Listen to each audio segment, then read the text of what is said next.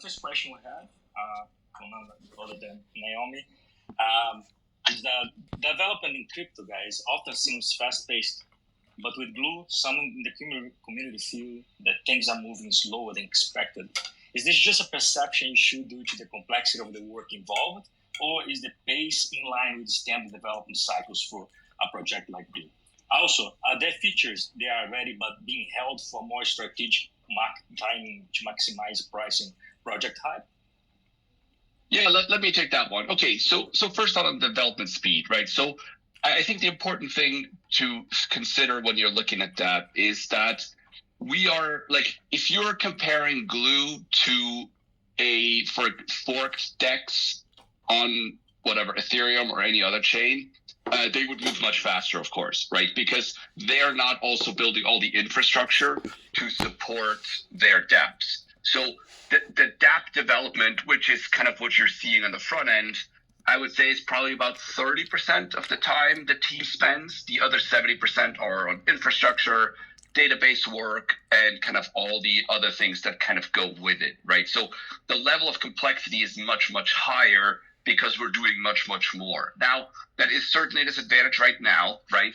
But in the long run, it'll be a huge advantage, right? Because the value that Glue has will be that we will be a chain with a lot of users, not just a dApp on any of the other chains, right? So the value accrual will be from being completely vertically integrated, at least in my opinion, right? I think that's one of our huge, huge strengths. So it's a much larger project and we're working on many more things. Like, for example, we spent a lot of time this month on RPCs, infrastructure, making sure everything was very stable. And those things don't really show up per se if you're just looking at the speed of development, if you just kind of look at the front end, right? So there's a lot of stuff that goes into it that is not obvious from an end user except for, well, it's working and it's not down, right? So there's definitely a huge amount of work that goes in on the infrastructure side. And then also, I mean, the team size, right? I think there's teams that raise tons of money, which is nice, but then you have this huge VC overhang. You could move a bit faster, but honestly, I think even if we doubled our team, we definitely wouldn't move 2 times faster, right? So there's definitely a huge decrease in efficiency the larger your team gets, especially the engineering side with these type of projects. And so we could move faster if we spent a lot more money, but we'd have to sell a lot more tokens, and it would kind of be a future us problem, which we'd rather avoid at this point. So it's kind of a combination, I'd say, of those two factors.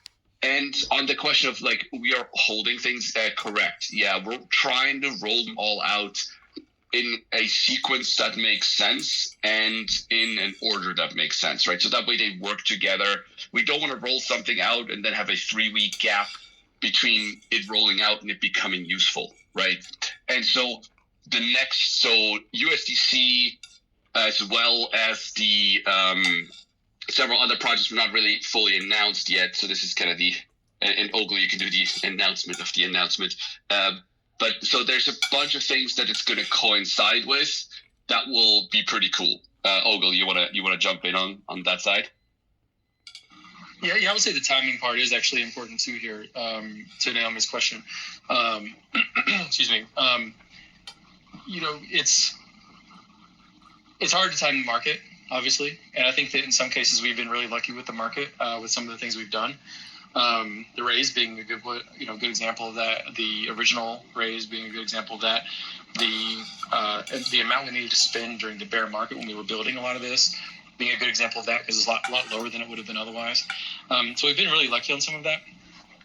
But I think that when do we release like important features or features that actually are going to be matter to people is really, there is some strategy to that. There are a few things that are kind of sitting there that are not so complicated that we could be like, okay, bada bing, bada boom. And maybe that's what we'll do, here and there as like the market heats up or whatever. But it doesn't make a ton of sense for us to release into a crap market things that matter a whole lot.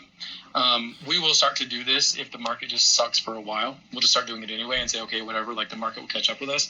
And so, to that end, like we will have a couple of things, pretty important things actually being announced very soon. Like I would say single digit days, right? Right, Snapshot? Yeah, we'll have some stuff soon. Yeah, like very soon. They're important. Not important in the sense that like it's invisible to you important, so like RPCs, but like important in the sense that like you'll care about it, and it'll help the project be much more usable and actually like functional for people. So we'll be coming out with some of that stuff here soon. But yeah, hopefully that answers your question. If it doesn't, obviously stay on and like ask for clarification afterward. But hopefully we've answered you. Beautiful. I'll go to the next question. Well, this question came up about 8 months ago, so but I'll ask again here because it's from the community. Is the Glue team planning on building any AI tools like Grok, ChatGPT for Glue Chain or the Glue Hub? Not right now. We have so many other things that kind of go into. When I'm saying not right now, that means we have loads and loads of ideas. I have some actually really cool ideas, but we just don't really have the resources right now. So we're going to stay really focused on delivering the product. And then once that's done, I think there's a whole bunch of like agents that will make a ton of sense, especially on the service layer as well. So I'm pretty excited about the service layer part of it. I think that combination is going to be really, really powerful, but we're definitely not there yet from a just development cycle. Awesome. Okay, go next one then. This one concerns the vesting from both of you founders. The question is, since you both of you hold about 75 million tokens after the 5-year vesting and have invested already $500,000 upfront each a few years back, you would only need Glue market cap to reach a certain amount for you to make a 1 million profit each. Given this, how can investors be assured that you both are committed to the long-term growth of the project beyond just doubling the market cap in 5 years? Yeah, so it's a fair question if you don't know the position that Snapshot and I are in financially. I think it's a totally fair question. The reality is that like we wouldn't do this stuff for $1 million after 5 years. Like that would not be interesting to either of us from a financial point of view. Our goal with this is, hopefully we do well, in the end. We have a lot of expectations that things go very well financially. But there's enough data like on chain, at least for me, there's enough data on chain you could follow and you would see that it just wouldn't be something I would work on for 5 years to make $1 million. It doesn't make any sense. So I think that's like the classiest way I can put it, probably. I wouldn't worry about that as being like we already aren't motivated at anything close to where we are right now. Maybe that's the way to put it. Like we start getting motivated at a few X's from here, or actually a few X's from the public raise. That's when I start getting motivated anyway. I don't know about you, Snapshot, but it starts to move the needle around that point. Yeah, I mean, I think practically speaking, like if we were just going to do that, there would have been way, way easier ways to make money in crypto than building a massive project for 3 years, right? I mean, I think that's just. I think the question makes sense, especially given just how sketchy lots of other projects are. But I mean, that's just never been us, right? There would have been way easier times to just like make money in easier ways than spending years and years and years building this. So for me, like I want to build this product, right? I think crypto needs this. I think the world needs this. I think it's going to make everything a lot better, and I think we have a real chance of making a real impact. That's, I think, my motivation. So I'm still super motivated. I think the price of the token is a lot less impactful on my motivation than building the product. So yeah, hopefully that answers the question, but I wouldn't worry too much about that side of things. And by the way, I think both Ogle and I vested our 500K for 12 months, which is the longest we could. So we're fully vested on that side as well. Great, thanks so much. I appreciate clarifying that. The next question, it concerns again a question about you founders. How essential are both co-founders to the project in the sense that would one be able to continue without the other? This is particularly relevant given here it talks about you, Snapshot, dangerous hobby of photographing in war zones, and Ogle's role in recovering stolen funds, which could make you guys potential targets. That's the question. If for any reason at all, one could not make it, if the other one could take over. Yeah, I definitely think so. I think it'd be a little rocky for a few weeks or something, but I mean, I'm sure. I mean, the team is quite good, right? I think that like there's, I don't know, 30 people involved in the project. It's not just me and Ogle. So there's definitely plenty of people who could take over plenty of the parts of it.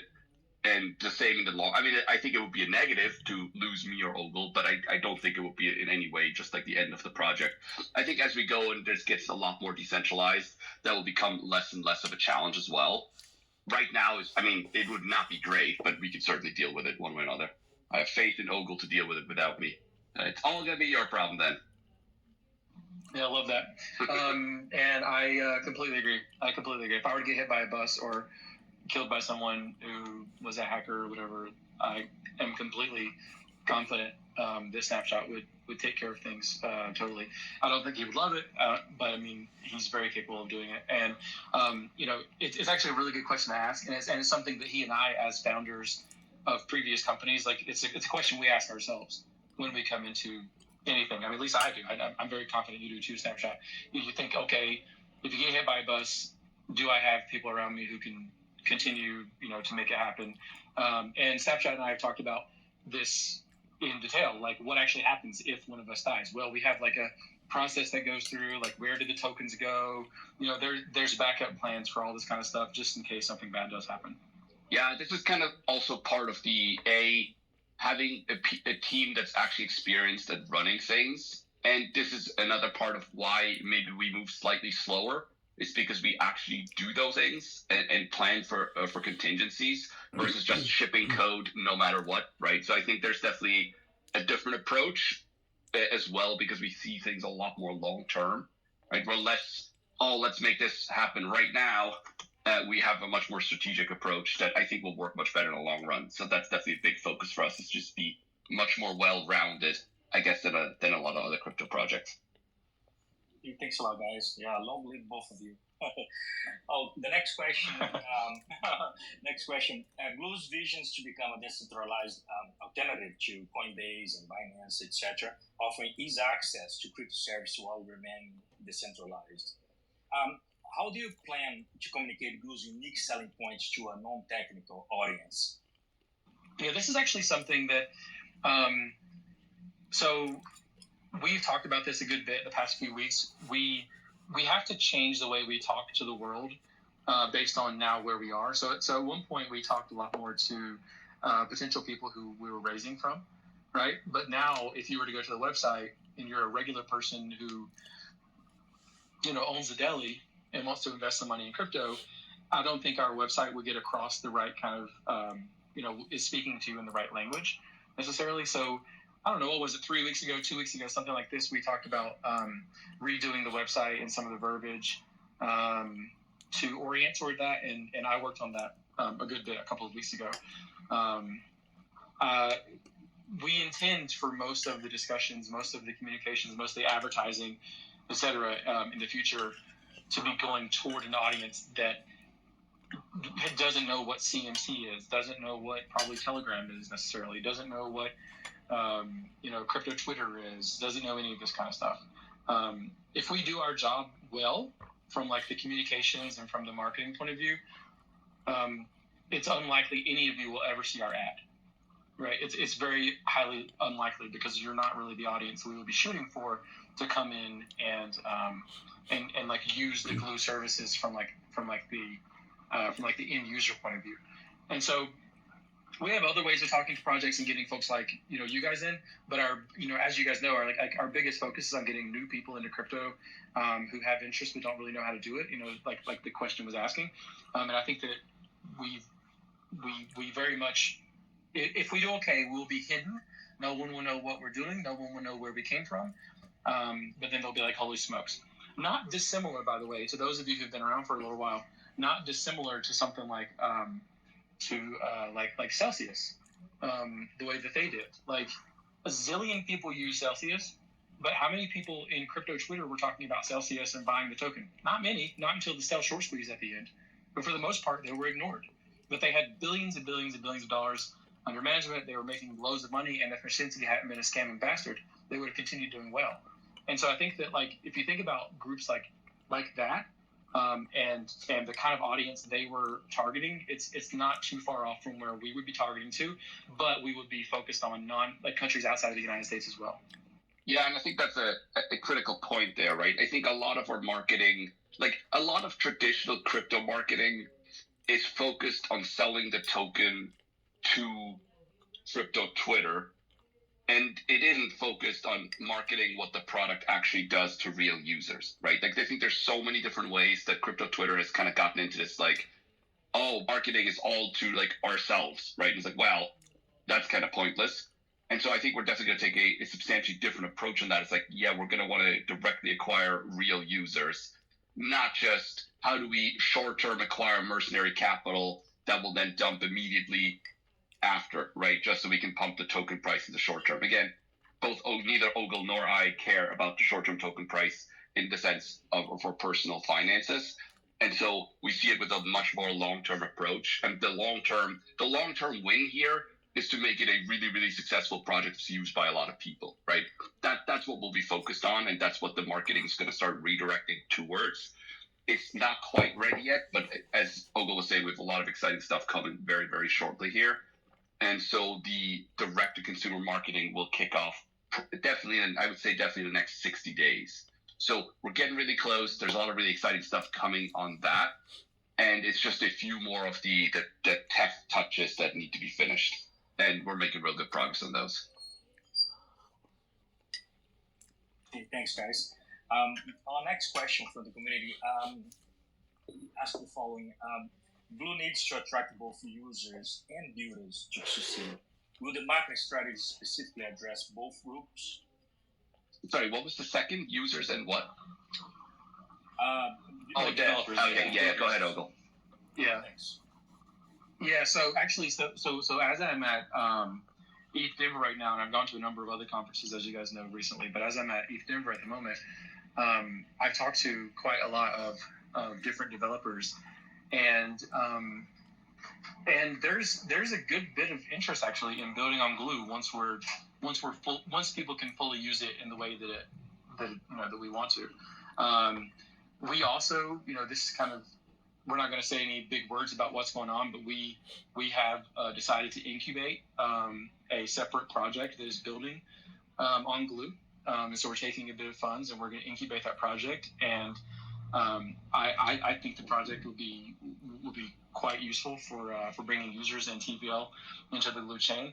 And as we continue forward, there will probably be other circumstances where we do the same thing. This is not dissimilar to what Monad does, Mega ETH, a lot of the other chains out there that kind of have big ecosystems like that. It's just the difference in us versus them is, well, first off, they have $1 zillion, which is kind of, it gives them a little bit of a leg up.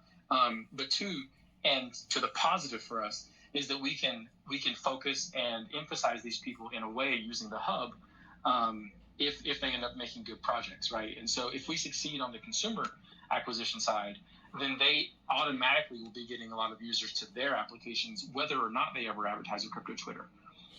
And one company I was talking to today for about a half hour was saying this is like uniquely something they're interested in. Like they want us to win on getting people to the Glue hub, getting regular people coming in there and using it.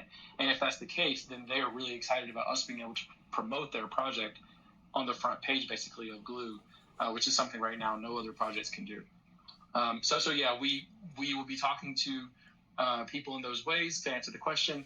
I'm actively building relationships, quite a lot of them with third-party companies. We're not there technically yet to where it makes a lot of sense for them to put huge amount of focus on building on us, but we should be there very soon. And when we are, then we'll start to push a little heavier on that. Excellent. Nice alpha there. The next two questions, actually, I will ask both at once because they are very somewhat similar. I will follow up. And after that, guys, if you have any questions, raise your hand and we'll bring it up to ask a question. This will be the last question. It goes like, go like this. Will other tokens besides Glue be available on the hub? And what's the status of partnerships, specifically with projects like Mr. Miggles? Will they be launching on Glue? Yeah, okay, so that depends on your definition of all the tokens. All the tokens is mini tokens. So our goal for sure is to have the top 100 of EVM plus Solana tokens available very shortly. That's kind of the initial starting point, right? Again, I think a lot of the more retail buyers, they don't want the 8,000, like CMC 8,000, right? They'll want the top 100. So that's for sure the focus in the very short run. But yeah, I mean, the goal is to make everything available, right? To enable teams to list their tokens no matter which, I mean, again, if they're on some really random network that we're just not connected to yet, that's a different deal, of course. But anything that's on one of the major networks should be available for buy and sell on Glue. That's the goal, right? And so, sorry, I'm trying to phrase this in a way that doesn't spoil a lot of the coming announcements. But yes, okay. So let me just leave it at that. There will be a way for teams to list their own tokens in a way that is both secure for users and really easy and inexpensive for the teams. Because I mean, that's one of the big appeals that we will have going forward, right? You can't get on most of the large, like you can't just get on Coinbase, right? There's this whole process. It's very centralized. It's very difficult. It's very expensive, where I think we can offer the opposite, which is a very fast, very easy, and very efficient process to get your token listed. And so I think there will be a lot of teams that will be really interested in that. And I think we want Glue to become the distribution channel that other teams pick for their token, right? If you're deploying on Solana, the customer experience there's just tricky, right? It's not meant to be simple. There's not one place where you can just buy, on-ramp, all that stuff at the same time. And so what we want to do is say, hey, you're launching a token on Solana, amazing. Let us help you do your acquisition funnel, right? We can build a website for together. We can help you promote your token on that website, make it really easy to purchase it, et cetera, et cetera. So that'll be a huge focus for us, is to collaborate with teams like that. And Ogle, I'll let you address the Mr. Miggles part. Sorry, my thing went on. Yeah. So yeah, we're still partnered with a bunch of different people who are waiting to come and do promotion. So nothing's changed on that. They're just waiting on certain things on our side to finish up, which hopefully will be shortly, and then everyone's going to be excited and pushing and that kind of thing. The TLDR is nothing has changed on the partnership side, and I mean, frankly, luckily for us, and no offense to my good friends over at Abstract, but luckily that launch went really poorly, frankly. And so some of the companies that were thinking about like going exclusive on Abstract and doing this kind of stuff, now they're like, maybe not. And so a lot of those folks I've been able to talk to, and they've decided to diversify where they're putting their time and their effort. And Glue is, really the only other one that they're really thinking about in that case. So we should be fine. Thank you, guys. Now I'm going to open the floor. If you guys have any questions, well, in the meantime, Rocco is not allowed up here. Sorry. I was just thumbsing down when you guys were saying it was going to be 3 minutes, and then 2 minutes, and then 5 minutes. I just wanted the thing to start. I was so excited. So. Yeah. Okay, fair enough. Fair enough. So, guys, congratulations for launching. That's very exciting. A couple of questions I have for you.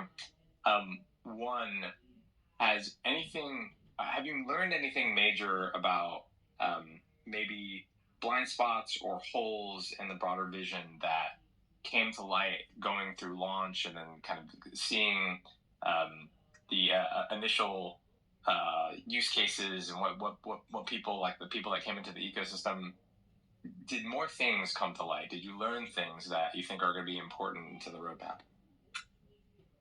I think it's too early to judge because so much of the roadmap still isn't fully deployed yet, right? We have so many more things launching. So I think the one thing really is it's really hard to launch these things.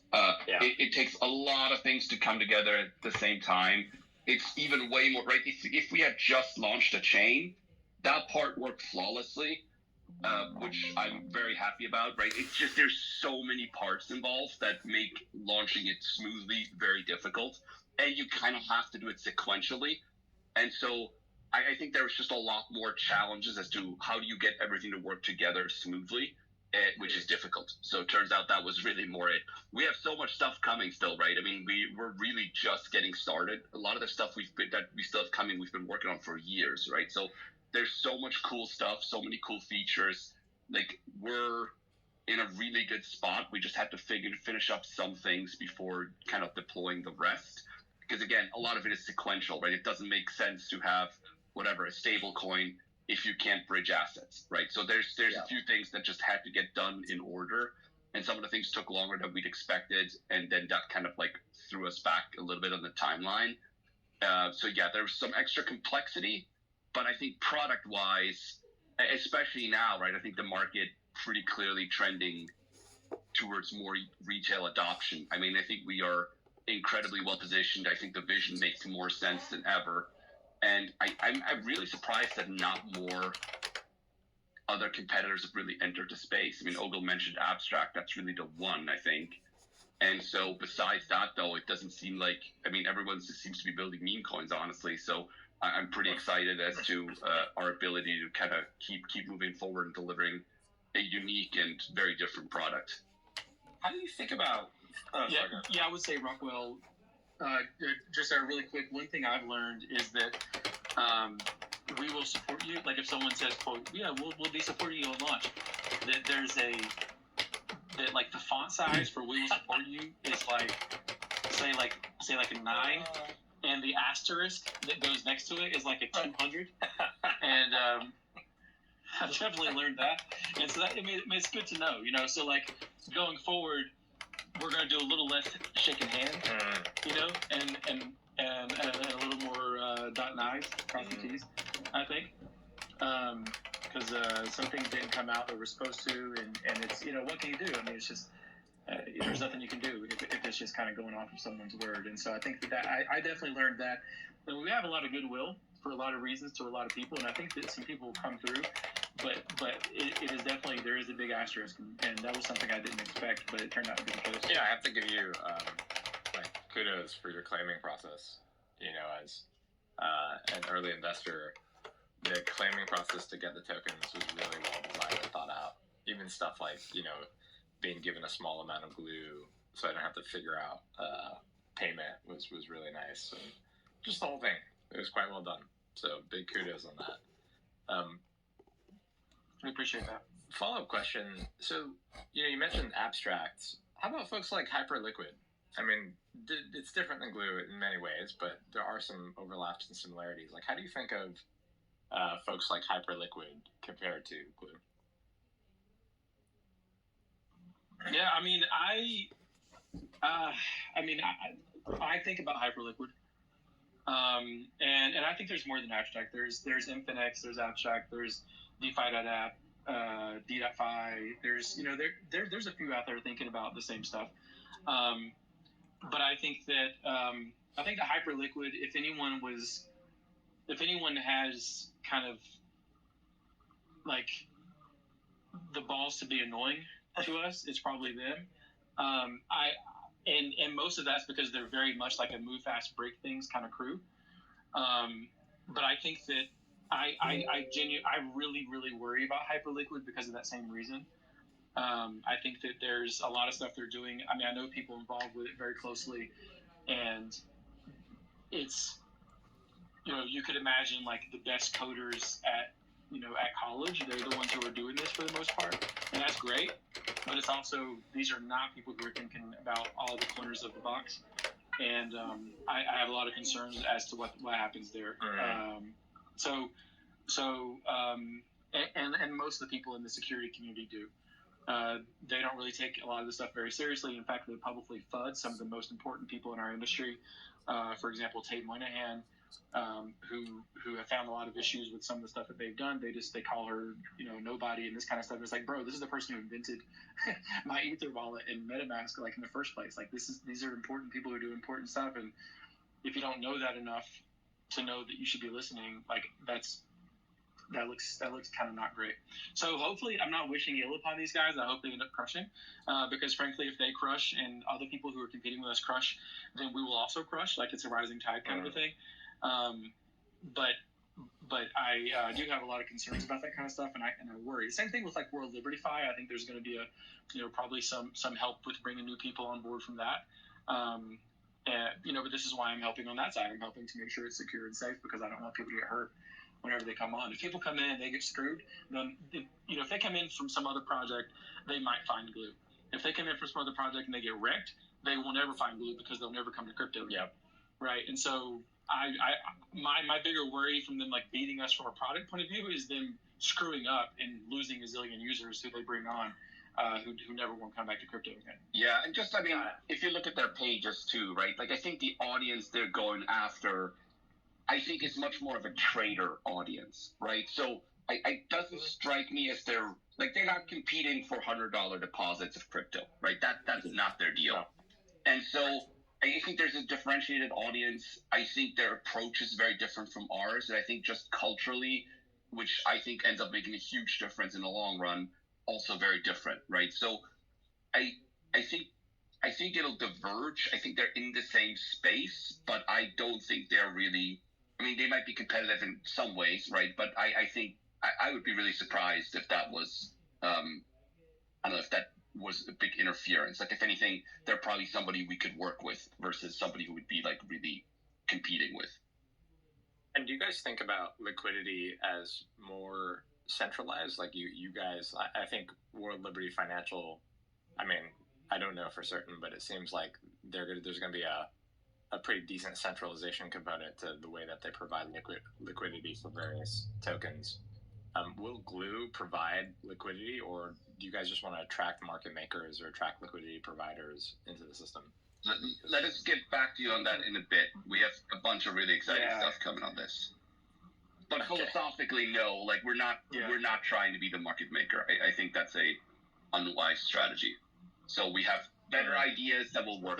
But there's like a different world here. Yeah, exactly. There's like a different world here that is unusual, that is part of what we want to talk about soon. Oh, mysterious. I like it.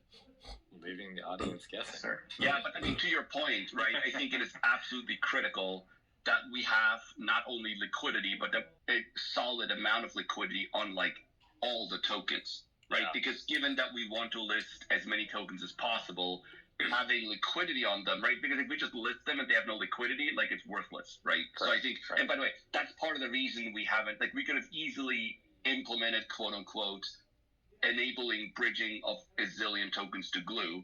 But if we don't have liquidity, it's useless. People are going to get scammed by people providing liquidity in off ranges, right? And so that's we could easily provide liquidity in 100 tokens right now.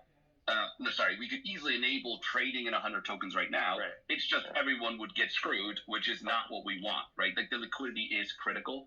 So it's a huge part of our strategy. We have a bunch of stuff coming, and that will explain how we're going to approach it. That will, you'll see, it's pretty neat. It's pretty neat.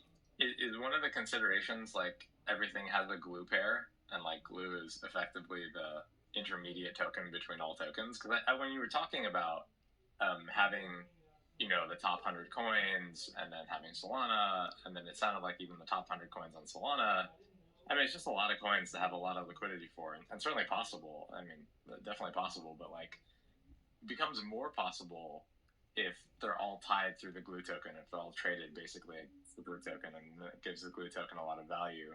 Have you guys already like considered a setup like that and kind of crossed it out the list, or is it still a possibility? Yeah, so the problem with that is it becomes much more expensive to attract liquidity, right? Because if you do USDC, BTC, or USDC ETH liquidity, that's pricey, but somebody's only taking one-sided risk on the price, right? Mm-hmm. If there's Glue ETH, like the cost of providing that will be exponentially higher. So there's significant trade-offs to that. We have our own stable, which has been in our white paper for a long time, right? I would say we would be much more likely to do our stable paired with everything, because that's, I think, and our stable, I really like the design. I think it's going to be very substantially important in the ecosystem, but also no, that's not the announcement. So you'll see. But no, it's a critical problem, right? If we want to have 2,000 tokens listed, there's no way we can afford to ourselves provide 2,000 tokens worth of liquidity, or even worse, to pay incentives for 2,000 tokens worth of liquidity, right? Like we would just be a nightmare. So that's one of the critical bits that we need to not be doing, and that we've kind of designed around pretty well. What do you guys think about? We have a secret sauce though. Which it's going to be pretty exciting. Secret barbecue sauce. Okay. How do you guys think about like slippage and trading fees? Like, so many of the folks that love to go to centralized exchanges, go to the advanced views, get as low trading fees as they possibly can. How do you guys think about them in the Glue ecosystem? Is that something that is like slippage and Yeah. So if you're playing with liquidity, okay. How should we say this? It depends on who you are.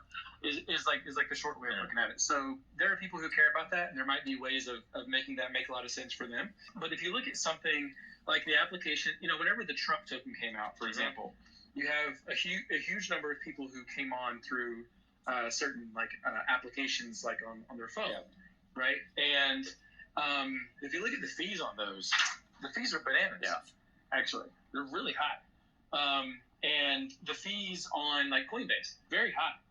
And who cares? Nobody, if they're coming in that way from like a retail point of view. They just want to get access pretty fast. And so there's a world probably where you have like that way you like the way you came in was that way, and you have a certain experience. And then there's a kind of the way you are experiencing us is a more advanced version, and maybe there's a different experience there, right? And maybe there's different fees, different speeds, different options, different choices, that kind of stuff whenever you're dealing with that. That's like the easiest way I can say it without, again, without spoilers with some of our stuff. Oh, that makes a lot of sense. And I think you're spot on in that. Like the Coinbase example is a great example where if you go through like the Coinbase retail app, the fees are going to be exorbitant.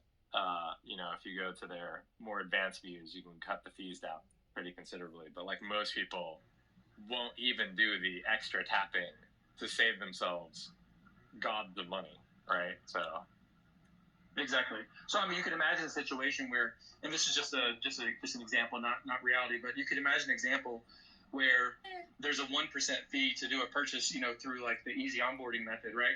And the reality is there's a 0.3% fee that's being paid in the universe, but 0.25% more goes to buying a little bit of glue, and then 0.35 goes into building up stuff for treasury, for marketing, for the glue security fund, this sort of thing. You could imagine a world where that's the case. Yeah, no, that makes a lot of sense. Guys, thank you so much for answering my questions. I certainly don't want to hog the mic anymore. So if other folks have questions, please pipe up. I mean, I could sit here and all day and talk about this stuff. So, but thanks a lot, Rockwell. I can tell you guys, I have spent before in my life the hours of like 7 p.m. until 7 a.m. speaking to Rockwell. He never has a lack of questions about any topic. So you'd have to step in if you want to speak. All right, we got a couple of questions from Telegram right now, but Naomi asked to ask her question. So Naomi, please go ahead and ask your question. Can you hear me? I've never done this before. Yes. Hi, everyone. Yes. I love this. Hi, I love listening to you guys get excited about glue, and it makes me more excited about glue. And I'm thankful for you taking the time to sit here and talk to us. And when I listen to y'all, over the months now, talking about what you're excited about, I always hear you mention the service layer, and I probably should spend more time in the docs, but I don't have a firm grasp in my mind yet of like the short answer of what the service layer is or why it's so exciting. And if you don't want to talk about that right now, that's fine. People that have real questions can have those answered. But help me know why this is like the most exciting thing to you guys when you're talking. Olga, you want to take that one? If you can, and then I'll follow up. That'd be great. I'm just a little bit short on breath. Okay. So let me quickly explain what it is first. And so I think one of the critical problems in crypto is that generally for everything on-chain, the support is terrible or just totally non-existent, right? Like you can't really call somebody at Uniswap and say, hey, my transaction didn't go through. Why? And so I think that's going to be a huge hurdle for retail to come into crypto, and absolutely a critical thing for us to resolve in order to move forward. And support is just one of many of those things, right? Like For example, there could be advisory, which doesn't exist in crypto. There's so many things where you're like if you picked a bank, the things you would look at literally just don't even exist in crypto, right? You would look at how good is the customer support? Like, do I need to wait in line for hours, right? Like all those things they don't even exist, which is so much worse. And so part of our thesis is that the reason they don't exist, it's because it's really hard to build those businesses in crypto, right? Because can you get somebody to send you $10 or 10 USDC or whatever on chain to do a customer service call? Is like kinda, I guess, right? But that's just never going to scale. You're not going to be able to acquire those users efficiently. And so building a business around it is really, really, really difficult / impossible. That's why we're seeing such massively high insurance rates, for example, as well, because their customer acquisition cost is just so high. And so our solution to resolving that is to kind of bake in the ability to subscribe to services, kind of similar like you would in a Apple App Store, right? You can opt in, and maybe that's not quite the right example, but the basic idea being saying, like, if you let's say you're a customer service company and say, hey, look, we will put together a call center. We will have reps sitting in that call center that really, really, really know glue and crypto. So if you need to call someone, you can call them, right? And now that doesn't work in Ethereum because there's basically no way to get paid for doing that. Where on Glue, we have the service layer, which means you can automatically subscribe wallets. Users can subscribe their wallet to services, which is why it's the service layer. And for example, can say, hey, for every transaction I do on Glue, whatever, 5 cents goes to company A, right? Company A, let's say, being this customer service company. And so that gives that company a revenue model and a reason to provide a service on chain. And being a subscription, they don't have this customer acquisition problem where it's massively expensive to acquire customers because it'll be listed on the hub. And so people be like, oh, well, yeah, I want tax services, right? Like this tax company, whatever, they'll track all my transactions. And at the end of the year, they will send me a statement that I can give to my accountant that makes my whole tax problem that is massive in crypto, it's just a nightmare to keep track of everything. It'll make all that go away, right? So there's a whole slew of services we can think of that having a revenue model will suddenly empower. And so that's why at least I'm so excited for them, right? This is a whole new space. It's a whole white space that doesn't really exist in crypto. Yeah. And I think it addresses some of the largest problems that crypto has, right? It's just retail isn't going to come in if they can just these things need to exist. There's no doubt in my mind that retail will not come in until these things really exist. And so that'll be a huge focus for us, right? Is how do we build out these? And somebody could put together, even a very basic version of customer service. It could there's loads of different ways of approaching this. And so I think creating this ecosystem, to me, honestly, that part's more exciting than onboarding developers, right? The developers for the services, that's where I'm like, I think those will be absolutely game-changing products that don't exist anywhere else in crypto.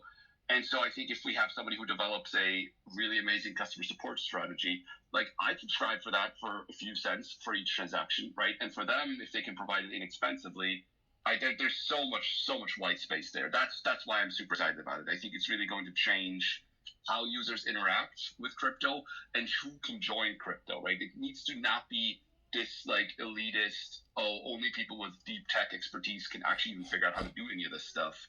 If we stay that, then crypto's just never going to go anywhere, right? And so I'm really, really excited about kind of the possible solutions that I think can be launched there. Yeah, now I remember. I remember you describing it as the App Store before, and I think I just forgot that bit, and I couldn't get it to stick in my mind. So thank you for that. Yeah, that makes sense. Now I'm remembering everything that y'all have said before about it, and it is going to be really cool. I cannot wait to see this all come to life over the next however long. And I think I've asked Bell twice about this, and he keeps not asking y'all when we get on the AMAs. But I'm just curious, and maybe if there's not enough time, you can it's fine. But you talked at the beginning, answering my first question, about how there's really, y'all are not super at the moment, financially motivated to do this, so you don't need this for your own personal selves? Like, why did you want to be the ones to build it? Like, we can all see that these things are needed. We can all, see how they'll be helpful.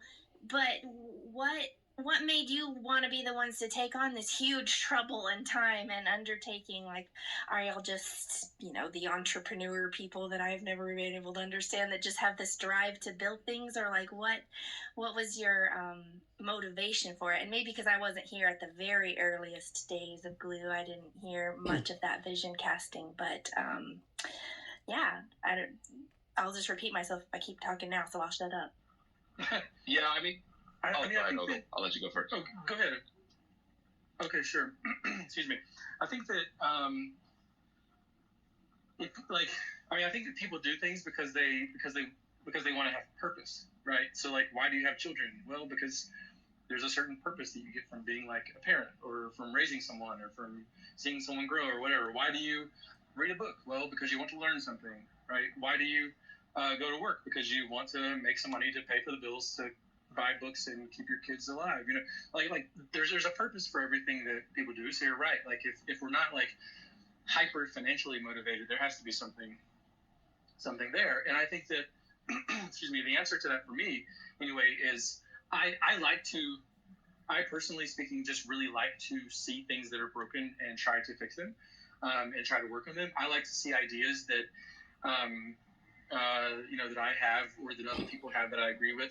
I like to see those things come to light. I believe very much, and have for now 13 years almost, in what crypto can be and how it can change the world for people. And I would like to help do, to like be a part of the next stage of that. I think there's some legacy building there that's part of it for me. I think there's a little bit of like savior syndrome that I probably have. I mean, look at the stuff I do otherwise on chain. Like, it's clearly I like to like do that kind of thing. And then last but not least, I mean, genuinely not least at all, is I like to work with people who are smart and they're big dreamers. And Snapshot and Bell and some other people on the team are very smart. They're very big dreamers. Snapshot and I have done stuff in the past, and it's just fun intellectually to work with intellectually stimulating people who make you better, make you smarter, make you more motivated, who widen your views on the world. And these are 5 reasons out of probably 25 that I could give you, Naomi, as to why I wanted to do Glue personally. Yeah, I mean, I like building things. Like, I like building cool tech. I think just from a basic perspective, I actually end up really enjoy doing it. I would do it even if there's no money involved, right? So it's kind of like a fun project no matter what. I think for me, the big driving force is I see so much potential in crypto, and I see so much of it having gone just totally wasted, because it's kind of now turned much more into how can we just build another scam, right? I feel like so much of crypto, unfortunately, has kind of gone that direction. And so many of the good builders, even if they're not building just straight up scams, right? So much of the stuff being built, I'm like, no one's ever going to use that, right? So it just drives me crazy to watch that. And I'm like, this could be such a game and world changing innovation. And it just really doesn't currently feel like we're making any real progress towards any real adoption, right? It feels like it's really, like, I think whenever, like if you watch TV and everyone accuses crypto of just having turned into like a large casino, I'm like, fuck, they're right? Like, that really has, like, we've kind of like, the beginning was like everyone was very motivated to build really cool financial tools that were financial inclusivity, all that stuff. And it really feels like it's kind of shifted away from that. And so I don't like that. Like, I think crypto has huge potential and I want it to get there. And so, I mean, that's why we've been building on it for so long, right? It's really how do we actually make it the useful thing it can be? I think, I mean, I travel a lot, right? There's so much cross-border issues. There's currency problems. There's much of the world doesn't have access to real assets. I would like to fix that, right? There's so many problems that crypto can solve if we actually make it useful and easy to use. And so it's just this giant bummer that no one has, and also this giant opportunity, right? I think whoever fixes this, like, I still think we have not seen like what will be the Amazon of crypto, right? I don't think anything that's out there right now, I'm like, oh, that'll be the winner.